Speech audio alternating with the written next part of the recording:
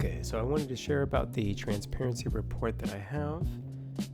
And let me go ahead and move it in the screen here.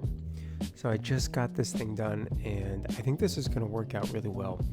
Now, this is a PDF that I've designed in Illustrator, but then I put on a bunch of these editable fields.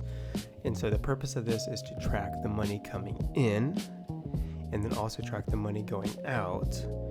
And I want to be able to follow it year to date, but then also it's for a particular month. So the way that it works is I'll put like what month it is and then the year, and then I'll be able to put in things like how much money was given for online giving, monetized content on social media. I'm hopeful if we do any sort of crowdfunding, and then if there's other things that I just haven't noted.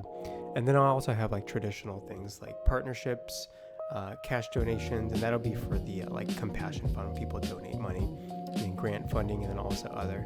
So the idea is that if I were to have someone donate, say like $250, and then so far it would be $350, and then if I do 100, and then 100, but then whatever I put in, it'll actually, if you'll notice, it's actually already adding it here. So I've already got a calculation formula that it'll dump all that number in here. Same thing with the outgoing. So these are all the categories that I think will make the most sense. So if we spend like 500 on Bibles this month, and we had already spent 500, so now we're at 1,000. And then so it'll track all of that for us, like $20 in legal fees, and you do the whole thing all the way down. And then I want to be able to also put the balance of the account. So let's say if it's at, whatever, so 1,500.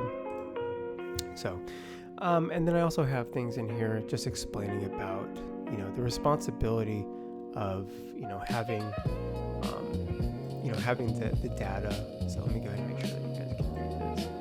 But it has it right here. So I'm going to post this on the website once I get it done being created, and then I'll be able to link it permanently on a place on the website.